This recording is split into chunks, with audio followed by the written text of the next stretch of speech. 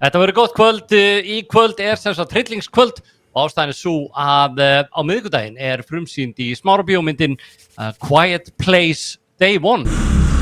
I want to play hide and seek. You hide. 4, 2, 1. Og brotna lins á skjánum. Þetta er allt í rugni að